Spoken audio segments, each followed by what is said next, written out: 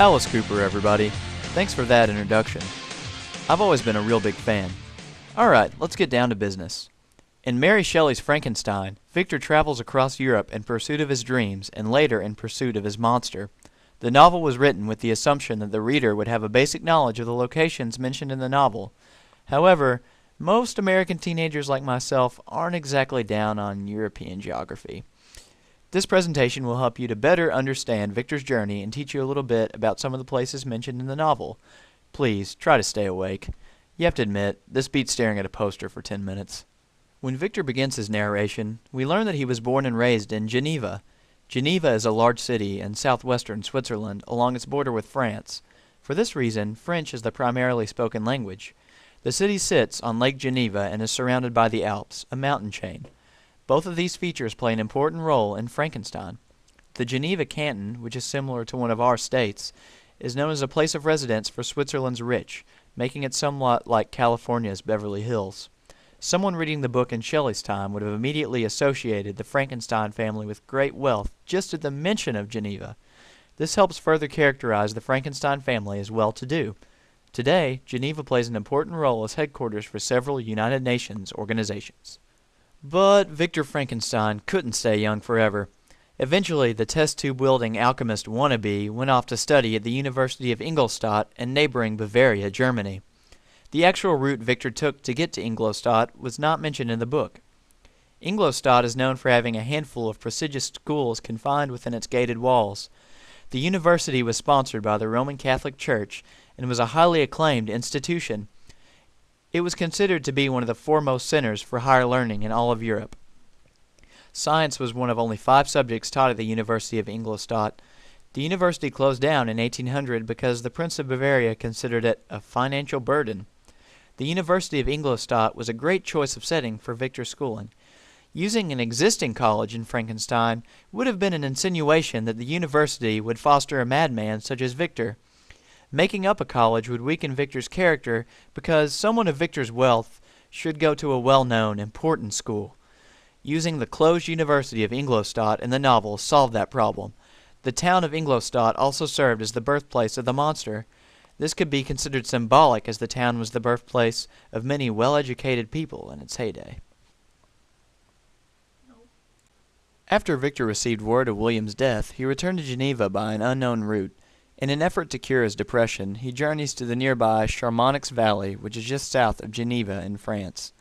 The area is known for its breathtaking mountains, which, as you can see, certainly had the potential of curing Victor's blues.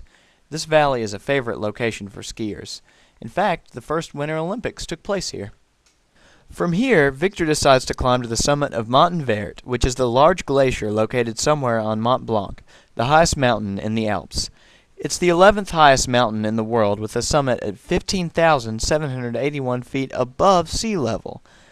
Victor encounters his monster here, which illustrates the monster's ability to survive extreme temperatures. This also demonstrates the monster's superhuman agility as he is able to easily traverse Mont Blanc's treacherous slopes. Following this encounter, Victor once again returns to Geneva, this time willing to make the monster a companion. Upon his return, Victor decides to go to Europe to create his second monster in peace, until tag-along Henry Clerval ruins that plan. He travels from Geneva to the town of Strasbourg, France, by carriage on an unknown route. Here he meets up with his BFF. Together they float down the Rhine River to Rotterdam in the Netherlands. This was a practical, realistic route for the friends to take. It was and still is a popular route for transporting goods and people north. The Rhine empties into the English Channel, which also makes it a popular route from France to Great Britain. All this combines to make the novel more realistic, or as realistic as a book about animating dead flesh can be, anyway. After staying in London for a while, Henry and Victor receive a letter from a friend who lives in Scotland asking them to come visit.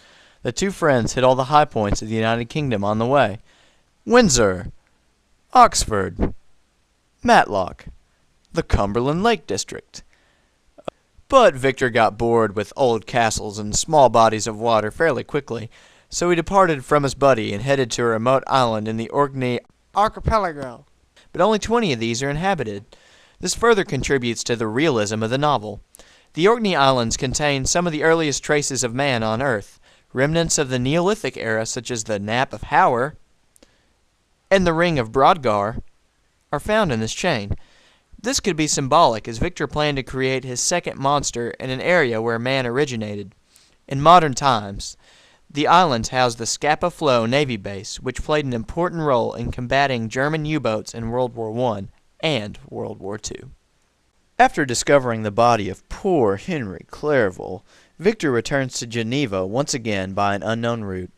After the death of his wife, Victor pursues the monster north until he meets Robert Walton just short of the North Pole. We aren't exactly sure how he got there. So, yeah, that wasn't so bad, was it? I'd like to thank Europe for letting me use all their maps, and I'd like to thank Mountain Dew for keeping me alive while I made this.